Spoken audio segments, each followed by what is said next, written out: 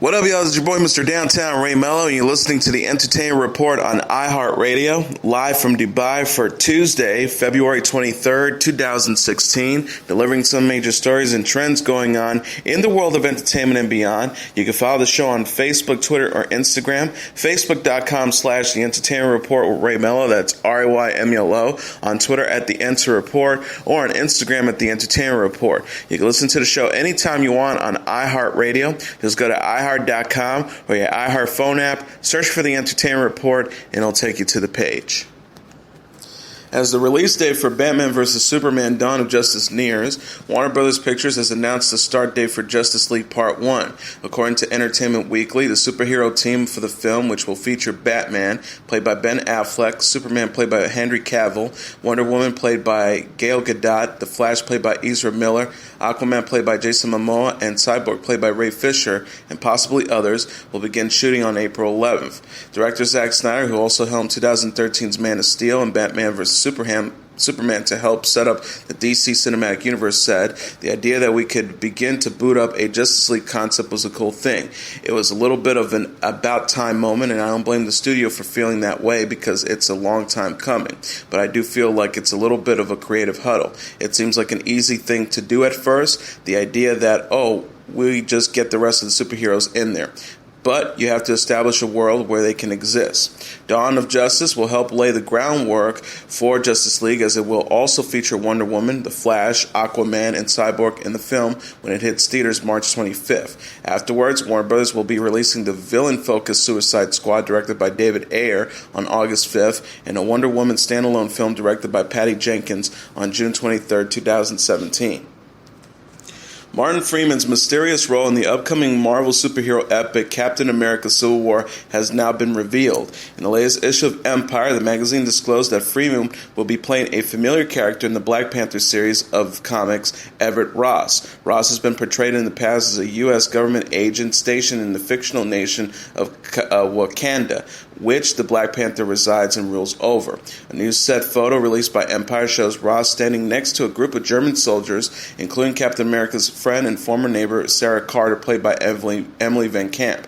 The reveal hints at Freeman tying into the upcoming Black Panther movie starring Chadwick Boseman, who's also featured a character fighting on Iron Man's side in Civil War.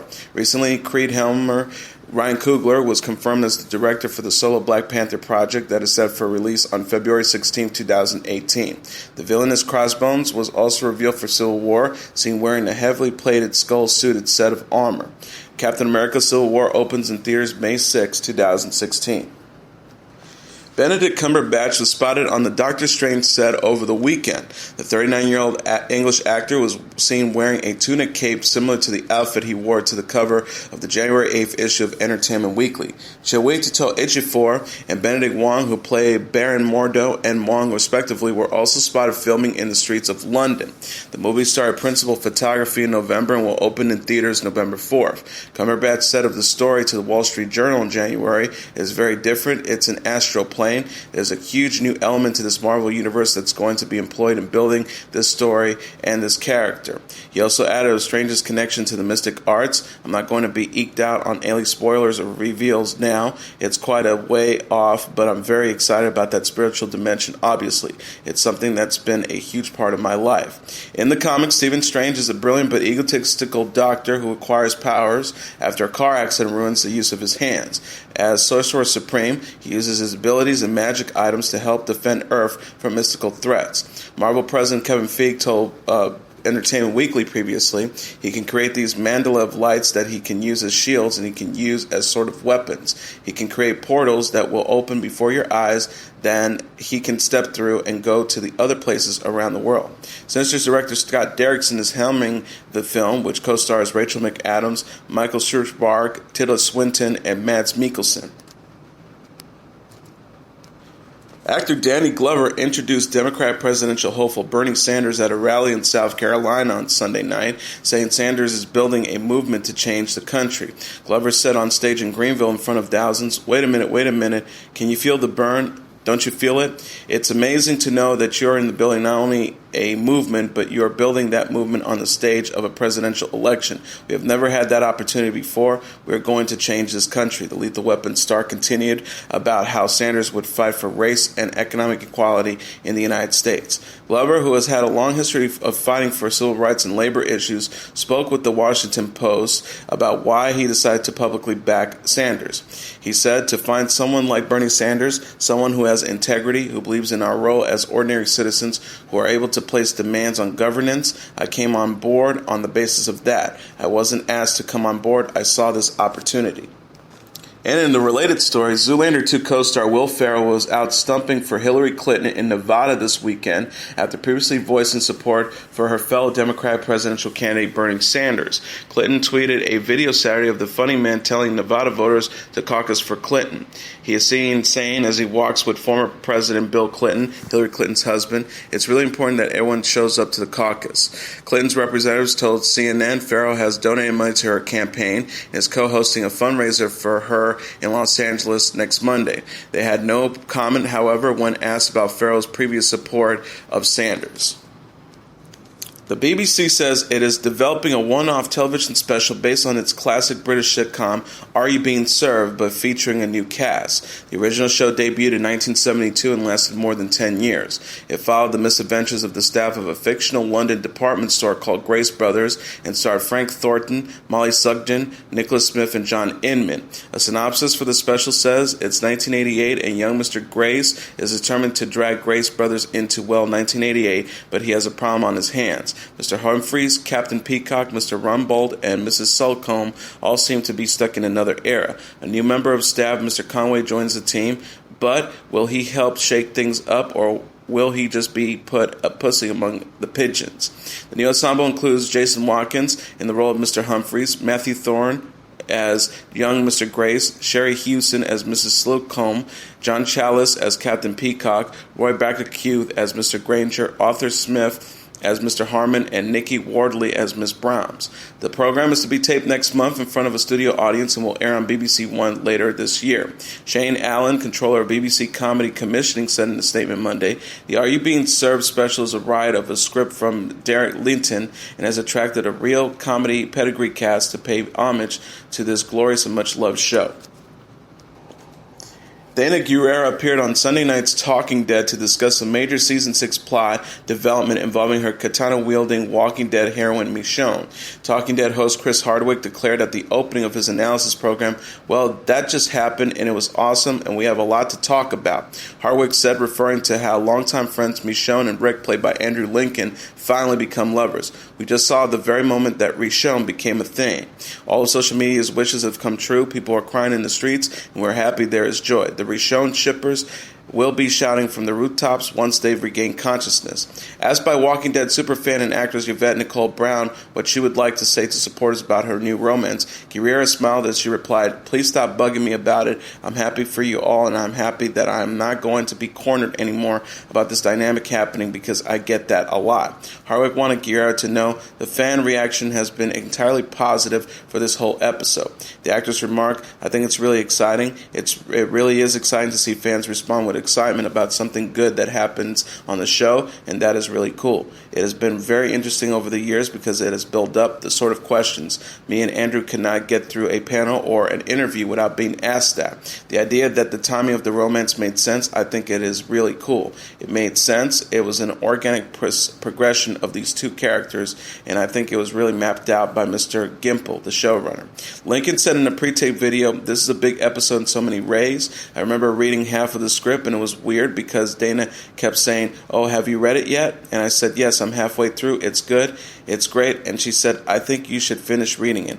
And I read it and I was like, oh my goodness, my mom is going to be so thrilled. It was such a great episode to shoot. I did the kiss scene with Dana, and after we did the kiss, I went, it was a lot more fun working with you than Norman Reedus."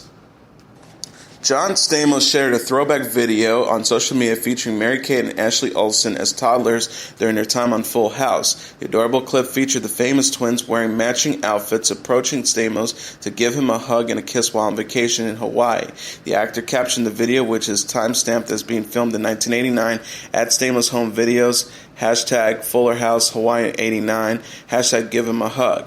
The home video comes days before the release of Netflix's Full House revival Fuller House, which follows the continuing story of the Tanners and reunites the majority of the original cast except for the Olsens, who declined to participate. As Stamos explained, however, the Olsens' character Michelle Tanner will be referenced in the first episode, letting viewers know that she is busy running a fashion empire in New York, a nod to their current careers in real life. Stamos explained of the plot line to Entertainment Tonight. It was my idea. We were playing around with jokes. It's not meant to be a diss. It's just kind of like, oh. Fuller House hits Netflix on February 26. Maxine Chemerinsky and Tamuka Troy celebrated their engagement Saturday in New York. The 36-year-old Ukrainian-American and 29-year-old New Zealand-born professional dancers celebrated at a masquerade-themed party at the Diamond Horseshoe Club in the Paramount Hotel. Tamuka Troy wrote on Instagram, "I'm obsessed with the amount of love in this room. I'm so thankful for everyone that created these memories with us. Thank you at Diamond Horseshoe NYC." Chemerinsky added, "Officially the best day of my adult life. Worlds collided and love flooded the room. Thank you to at LDV Life for putting on an event of a lifetime, and to at Diamond Horseshoe NYC." Chemerinsky and Tamuka Troy danced as pros on ABC's reality competition Dancing with the Stars and got engaged in December. The couple was joined by other dancing pros, including Chemerinsky's brother Val and Shara Burgess and Val's season 20 partner Rumor Willis. Burgess wrote, "Hugs and endless love for the most beautiful girl in the room, inside and out every time. What an incredible night, baby girl, and it's just the beginning of a new incredible chapter in your life. Love you beyond at Tamuka Troy, hashtag best engagement party ever." Chemerinsky and Tamuka Troy met during a Broadway production of Burn the Floor in 2009 and first appeared together on Dancing in 2011. The two previously celebrated their engagement with a tropical getaway to St. Martin's for New Year's. Tamuka Troy wrote at the time, "I'm not sure how 2016 can top this incredible year, but it's an amazing feeling knowing that the best is yet to come, baby. Hashtag Maxime C, hashtag St. Martin's, hashtag grateful, hashtag life is good." Chemerinsky competed on season 2 through 5 and 7 through 15 of Dancing and won season 18 with Merle Davis in 2014. Tamuka Troy joined Dancing in season 13 and was forced to sit out season 21 due to injury. Kylie Minogue and Gavin star Joshua Sassy are engaged. The 47-year-old Australian singer and 28-year-old British actor thanked fans for their support in an Instagram post after announcing their engagement Friday. The couple wrote, "A huge thanks for all of your kind wishes today. Love and love, J&K." Minogue and Sassy reportedly got engaged on a ski vacation and announced the news in the Daily Telegraph. The couple met on the set of Gallivant and have been linked since September. Minogue previously said of their age difference on the project, "I think the general consensus is we kind of look right together. So even though on paper it might not look right, it just is right. Even if I try and act cool and natural, it's written all over my face that I'm very happy." Minogue last released the holiday album Kylie Christmas in November and guest starred on Gallivant in January. Sassy plays the title character on the ABC series, which completed a second season last month. Lea Michele and boyfriend Matthew Pates have called it quits. News outlets reports the 29-year-old actress and her 30-year-old beau split after nearly 2 years of dating earlier this month. Sources told Us Weekly the breakup left Michelle surprised and heartbroken.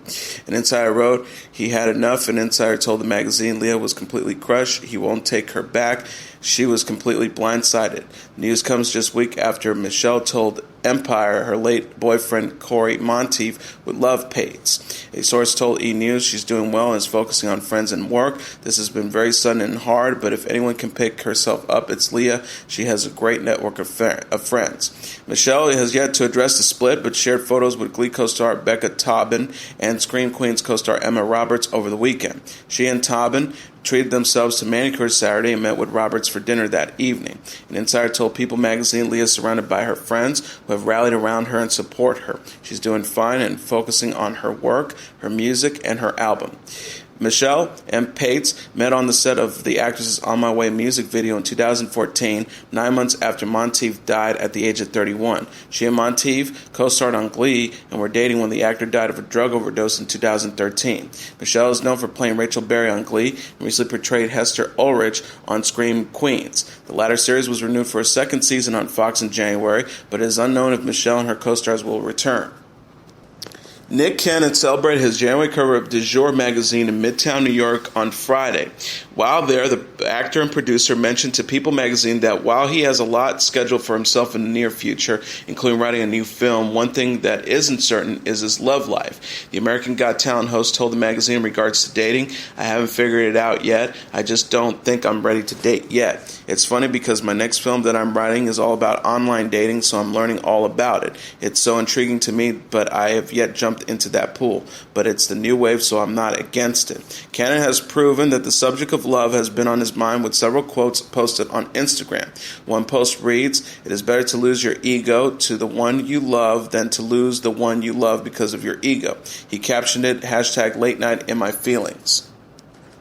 Kim Kardashian West shared a first photo of son Saint West on her website and app Monday. The 35-year-old reality star delighted fans by posting a picture of the 2-month-old infant sleeping with in her arms raised over his head. She wrote of her late father, Robert Kardashian, "Today's my dad's birthday. I know there's nothing more in the world that he would have wanted than to meet his grandchildren. So I want to share this pic of Saint with you all." Kardashian is the daughter of Kris Jenner and Robert Kardashian, who died of cancer at the age of 59 in 2003. The reality star shared a photo of her dad and a birthday message in an earlier post. She wrote, "Happy birthday, Dad. I can't believe you would have been 72 today. So much has gone on in our lives since you've been gone, and I know you have been my guardian angel, seeing everything unfold. I love you and miss you so much." Kardashian husband Kanye West welcomed Saint on December 5th and are also the parents of 2-year-old daughter Northwest. The reality star experienced a difficult high-risk second pregnancy as seen on Sunday's episode of Keeping Up with the Kardashians. Robert Kardashian was known for serving on O.J. Simpson's defense team as dramatized on American Crime Story The People vs. O.J. Simpson. David Schwimmer plays the late defense attorney on the FX series, which airs Tuesdays at 10 p.m. Eastern Standard Time. And in a related story, Rob Kardashian is reportedly down 40 pounds after getting more than 100 in the past few years. Sources told TMZ the 28-year-old reality star is losing weight through diet and exercising with girlfriend Blac Chyna's encouragement and help. Kardashian is said to have give up red meat and carbs while working out 5 days a week with a trainer. Insiders told the website the couple made a no cheat days vows and are motivating each other to stay on track. Kardashian, the 27-year-old model, posted videos of themselves going through the reality star's cupboards Friday on Instagram. Blac Chyna okayed healthy foods such as quinoa, but gave a firm no to sorbets and tortillas. The model explained, "It's just sometimes in your life you have to eat healthy." Kardashian was diagnosed with diabetes after emergency hospitalization in December and is working to improve his health. A source told Us Weekly of Blac Chyna's influence on her beau. "Everything about him has changed. She has been good for him." Kardashian sister Khloe Kardashian and mom Kris Jenner have both said that the star's hospitalization was a wake-up call. Khloe Kardashian dedicated a throwback post to her brother Thursday, letting him know she's missing him amid his new romance. An insider told People magazine, "Rob has fallen hard for Blac Chyna. She makes him super happy, and this is the first time that he's felt so optimistic about life in years." Kardashian retreated from the spotlight after his weight gain, but has since been active on social media since he started dating Blac Chyna in January. The reality star was all smiles in a kiss photo with the model on Snapchat last week. Chris Brown dedicated a verse to ex-girlfriend Karrueche Tran in his Back to Sleep remix. The 26-year-old singer released a song with former One Direction members Zayn Malik and Usher over the weekend. Brown apologizes to Tran in his verse, letting the 27-year-old model know he still misses and thinks about her. Brown and Tran split in March after the rapper discovered he fathered a daughter named Royalty with Nina Guzman. Sources told Hollywood Life Tran was flattered by Brown's verse, but is doing her best to keep her guard up. The insider said he just won't stop trying to get back into her good graces. No lie, she's flattered he's mentioned her in his song. It caught her off guard, but she felt it was real and genuine, and she appreciates it. Brown and Tran were an on-again, off-again couple for several years and previously broke up due to the rapper's lingering feelings for Rihanna. Brown discussed the possibility of a reconciliation in July, but told Ryan Seacrest he isn't actively pursuing Tran. The singer said, "Us getting back together, I can't say. I don't know what the future holds. As of right now, I'm just completely focused on myself. I'm not trying to date anybody. I just want to figure me out and grow within myself." The original version of Back to Sleep appears on Brown's 7th studio album, Royalty. The record debuted at number 3 on the Billboard 200 album charts in December and includes the singles Liquor and Fine by Me. In a related story, Rihanna and Drake get intimate in a new music video for their single Work. Released on YouTube Monday, the provocative dance video features Rihanna entering a Caribbean-themed bar named The Real Jerk, where she dances and swings her hips to the song until she comes across Drake. The pair then get close in the video, which features explicit content, dancing together as Drake raps over the smooth beat as the dimly party continues on in the background. As the song comes to a close, the video, helmed by Director X, transitions into a second full-length video, this time directed by Tom Erriman. Rihanna and Drake then find themselves in a more private pink-lighted room where they continue to exchange glancing looks and dance close to each other. Work is the singer's first single off her recently released 8th studio album, Anti, which debuted on streaming service Tidal back in January. Announced Monday, Rihanna will co-headline the UK's V Festival in August alongside pop star Justin Bieber. Other artists announced for the event include Sia, David Guetta, Fateless, Kaiser Chiefs, Bastille, Little Mix, and more.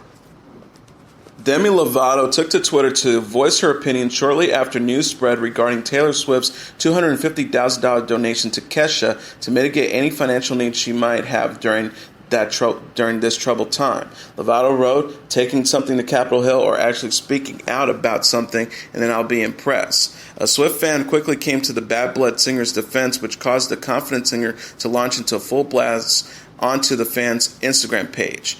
Lovato wrote, "How the fuck am I making this all about myself? At least I'm talking about it. Not everyone has 250Ks to just give up to people.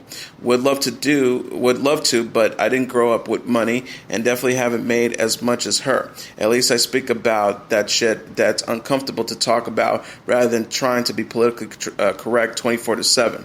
She went on to say, "There's no rivalry. I just give more shit than other people and would rather start a dialogue about women coming forward about being raped than throwing money at one person."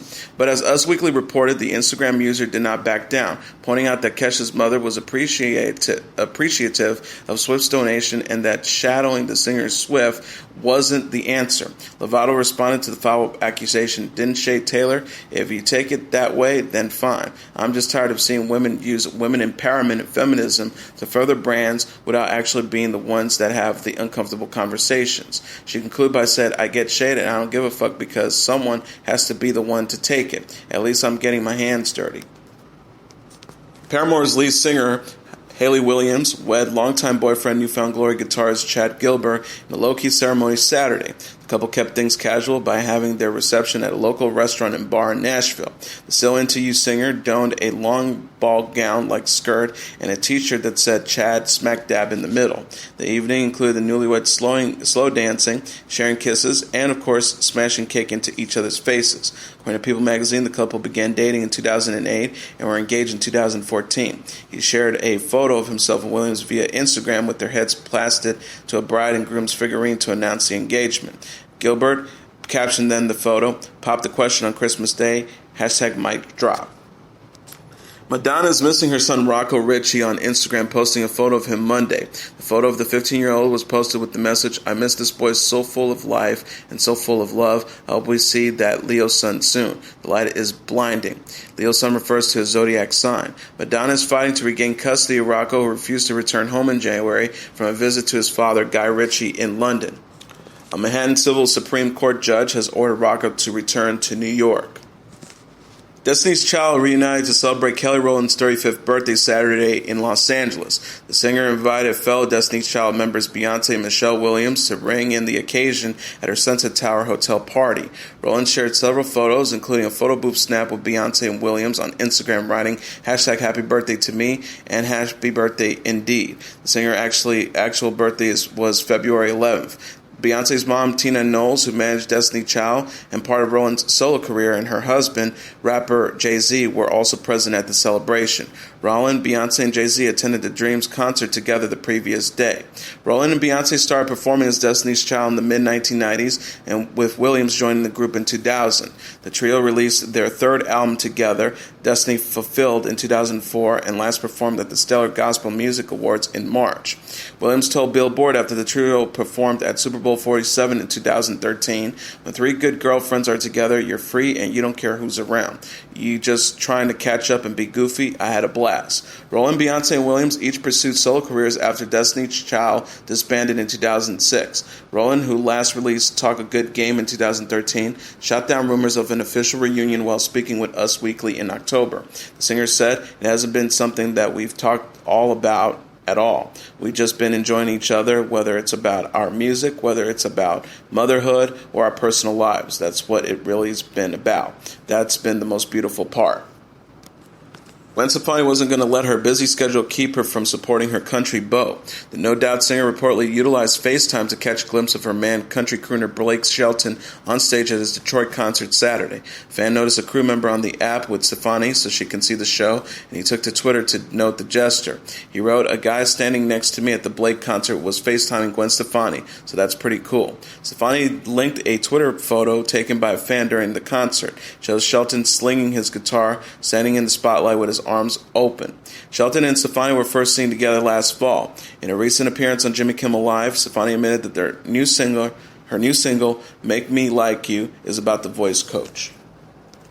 And now let's take a look at what happened on this date in entertainment history. On this date in 1997, an estimated 65 million people tuned in to watch all or part of Steven Spielberg's Oscar-winning Holocaust drama Schindler's List on NBC. Starring Liam Neeson, Ralph Fiennes, and Ben Kingsley, Schindler's List told the true story of a wealthy German industrialist who helped a group of Polish Jews escape the Nazi concentration camps during World War II.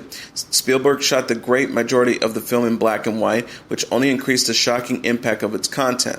At the Academy Awards that year, the film won Oscars in 7 categories, including Best Director and Best Picture. It was also a commercial success, grossing almost $100 million in the United States and more than $300 million worldwide.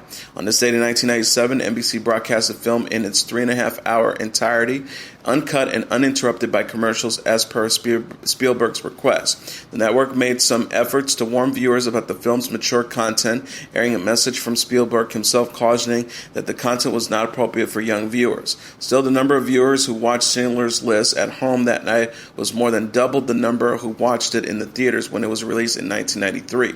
The next day, while addressing the National Association of Broadcasters, the Federal Communications Commission Chairman Reed Hundt praised NBC's showing of the film, stating that it had showed us again the power and glory of broadcast TV.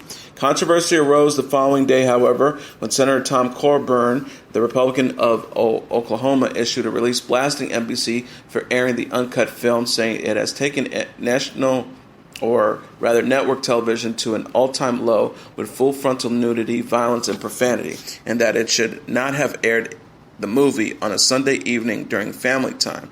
Coburn, head of the conservative Congressional Family Caucus, brought on a firestorm of negative publicity with his remarks, drawing criticisms from fellow conservatives such as William Bennett and Jack Kemp, as well as from Democrats. Coburn later issued an apology on CNN, stating that he thought the movie should have been aired just in a later time slot. Coburn explained, "I think that at the time of the evening, there are still large numbers of children watching without parental supervision." And that is your entertainment report for Tuesday, February 23rd, 2016. I'm your host, Mr. Downtown Ray Melo. I'll be back tomorrow to deliver some major stories and trends going on in the world of entertainment and beyond. You can follow the show on Facebook, Twitter, or Instagram. Facebook.com/The Entertainment Report with Ray Melo. That's RAYMELO. On Twitter at The Enter Report, or on Instagram at The Entertainment Report. You can listen to this episode or any previous episodes of The Entertainment Report anytime you want on iHeartRadio. Just go to iHeart.com or your iHeart phone app, search for The Entertainment Report, and it'll take you to the page. Good night, and God bless you all.